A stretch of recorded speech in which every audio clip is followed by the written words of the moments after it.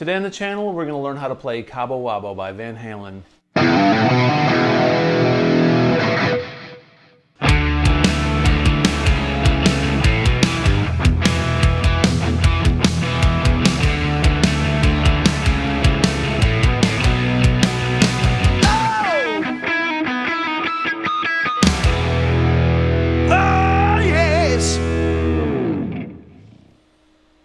Hey everybody, welcome back. Today we're going to take a look at Cabo Wabo by Van Halen off of OU812. This was their second album with Sammy Hagar as their lead vocalist. This is a great song. Eddie had really developed as a songwriter, and a lot of fans didn't really care for this record, and to this day I hear a lot of fans complain about OU812, but I think it's a brilliant album. I think it should be remastered. It's kind of quiet. I think the bass on it is really low in the mix, which makes it hard to figure out some of these guitar parts and changes throughout the album. But overall, I think it's a great effort by the band. There's some fantastic songs, and to commemorate this lesson, I brought out my OU812 guitar that I built, and we're going to go over this song. So let's take a look at it. The song is in E, and I'm tuned to standard. Eddie was able to tune to standard with Sammy Hagar in the band due to vocal range, as Eddie has said in several interviews. So this opening riff that starts off this song is played on a 12-string. Eddie said in an interview many years ago that it was played on a Fender 12-string, so probably one of those Fender 12s like Jimmy Page used to play in the studio. So the riff starts off like this.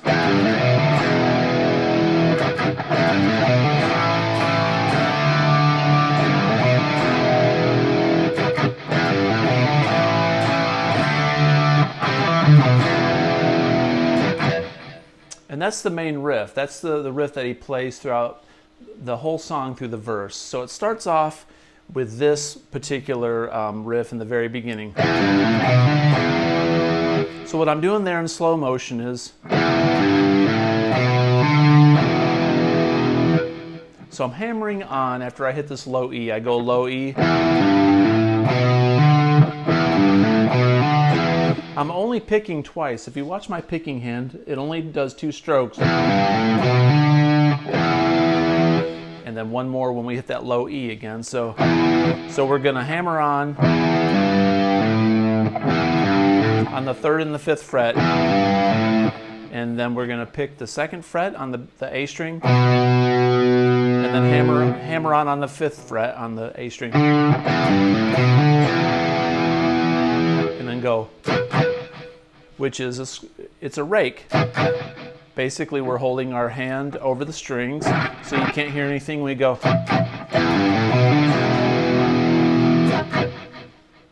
Then the next riff starts off the same way, and then we go A to a D.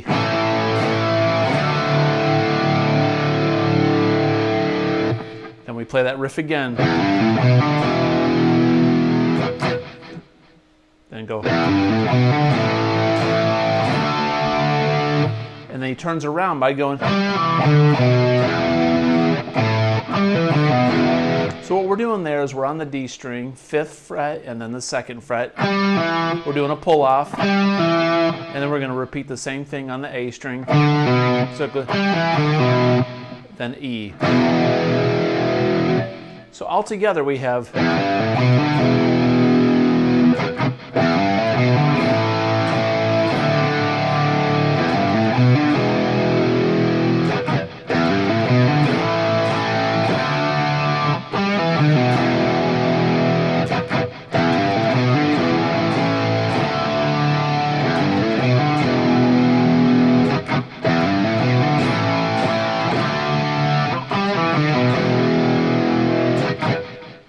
So I hope that helps and makes sense and you understand what's going on there. So let's talk about the pre-chorus where Sammy Hagar sings, "I Want to Crash on the Beach." All right, so that starts off with a B chord. He's just playing a B power, and I've got 3 fingers. I'm using my pointer finger and my ring finger and my pinky. and playing that B like that. So what I'm doing there is I'm playing an E. This is, you can play an E chord like this, but I'm going to play that chord, and I'm going to add a low A.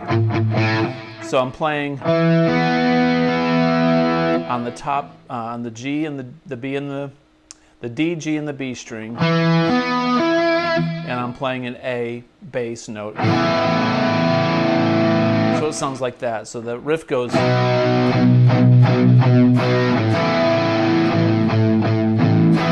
I'm going to leave these two fingers here and play the 4th fret on the low E.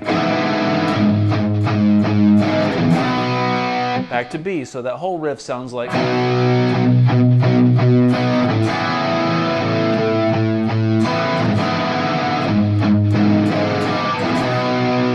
He does that twice.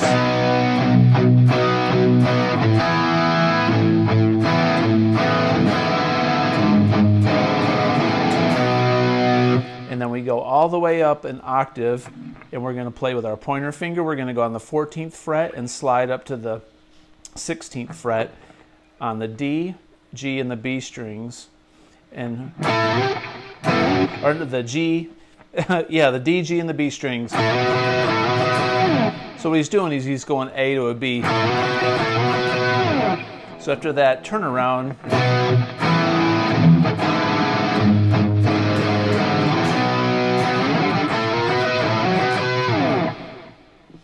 Cool.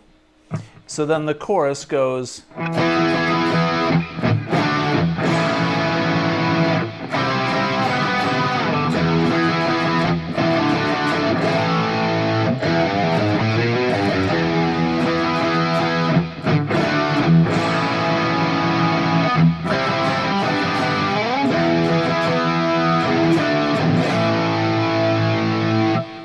So what I'm doing there, it sounds really complicated on the record, so I simplify this when I play this live. So Eddie may be doing a few things a little bit different. His nuances are his own, but pretty much what we're doing there is we're taking an E, a D, to an A.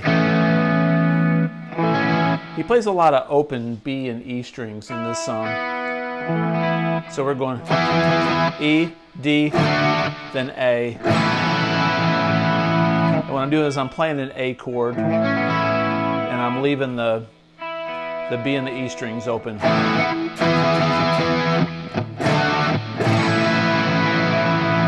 I'm going to go C to a G.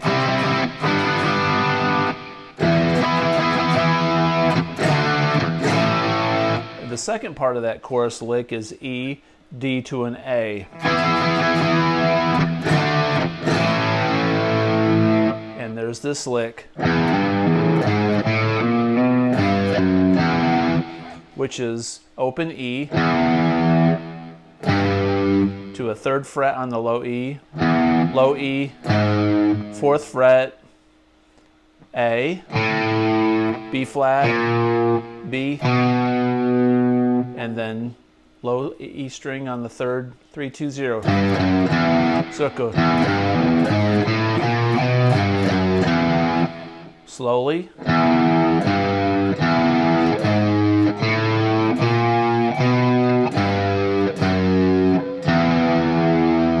So altogether that chorus goes.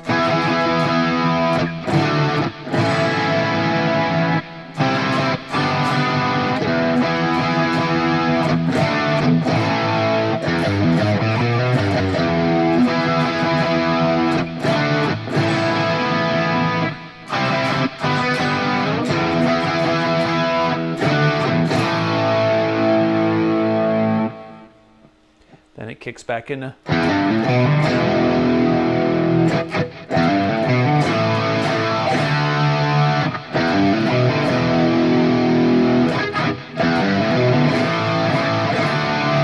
And it repeats. It does the pre-chorus and the chorus. So the last part about this song that really you've got to learn is what's going on behind the guitar solo. So I'm not going to do the guitar solo in this lesson. I mean, it's pretty simple. I'm not putting the guitar solo down, but it's a lot of harmonics and whammy bar stuff and just bends. So I would encourage everybody to, listen to it and pick out those single notes and play around with the notes that Eddie is selecting, and it'll sound fine. But the key part about that guitar solo is to get the backing of that correct, and I'll do my best to show you what I hear on the record. I do all this by ear, so this is how I hear it. So after he comes out of the chorus into the guitar solo, let's take it from that chorus.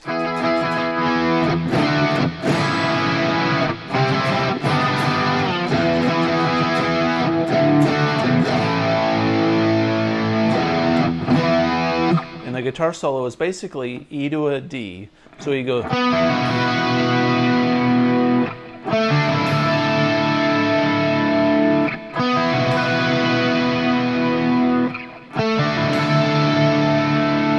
So what I'm doing is I'm taking an E sus2 chord, which is like this.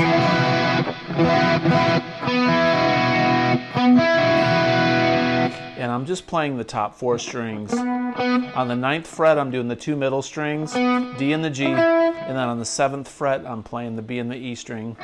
So I'm doing the high strings with my pointer finger, and I'm playing the middle 2 strings with my ring and my pinky. And then we're going to arpeggiate down in the D position. And do it one more time.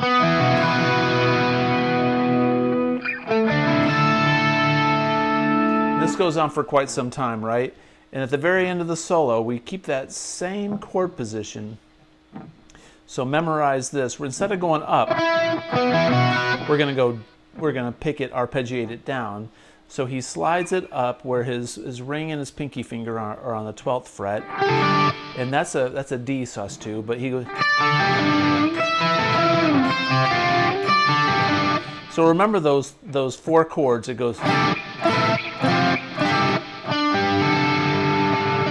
I'm out of tune.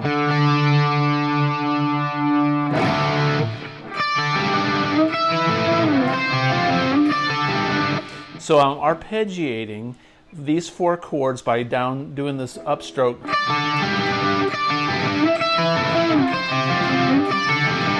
So I'm starting it here on the D position, then I go up here in the that's the A position, and then I'm going to be down here, which is basically an F. So it doesn't really matter. We're doing these.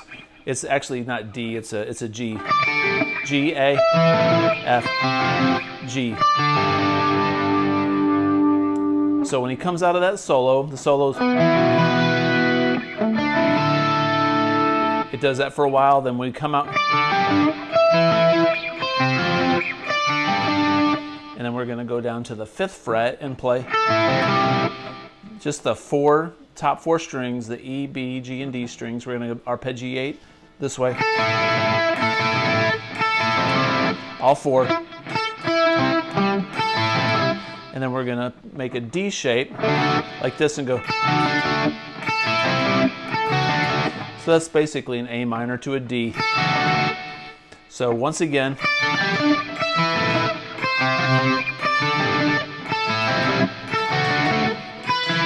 And that last part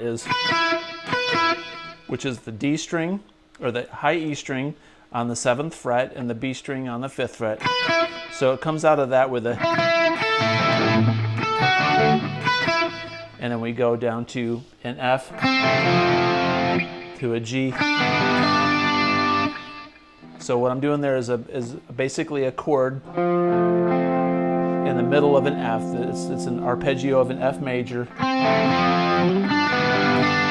So he does 3 notes on this F, and then the G he goes. So from the very end of that solo, slowly.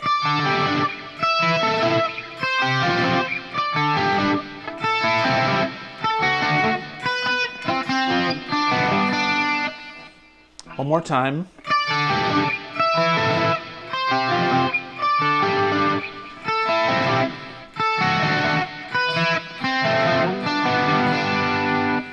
and then that famous.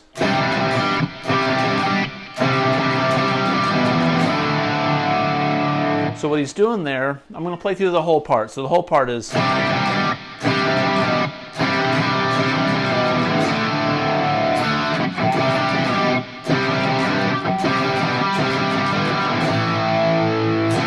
Repeats it. So what we're doing is basically a C to a D, and then a C, G, A. So it goes.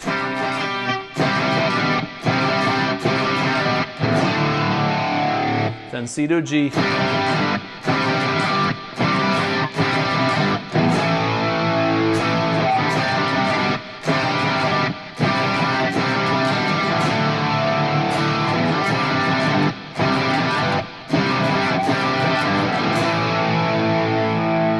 The most difficult part probably in this song is the very, very outro of the guitar solo, where he goes from a C to a D. He arpeggiates the C chord, like, which is taking the C like.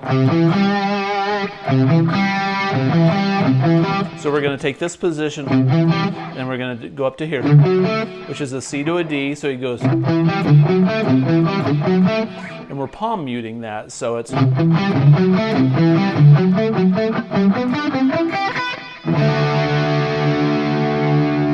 So what I did there was I went, and then we go, and we go, and we go. So one more time slowly.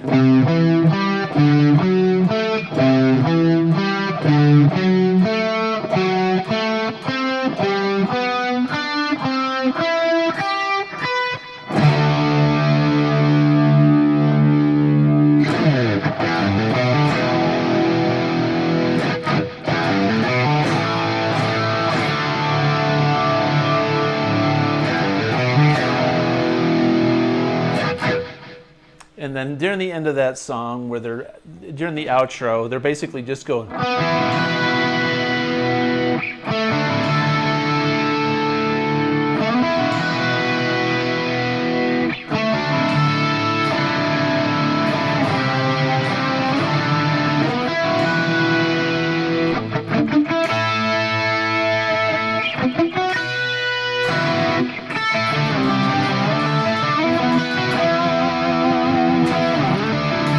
Lots of overdubs and Sammy singing, and they just repeat and repeat and repeat.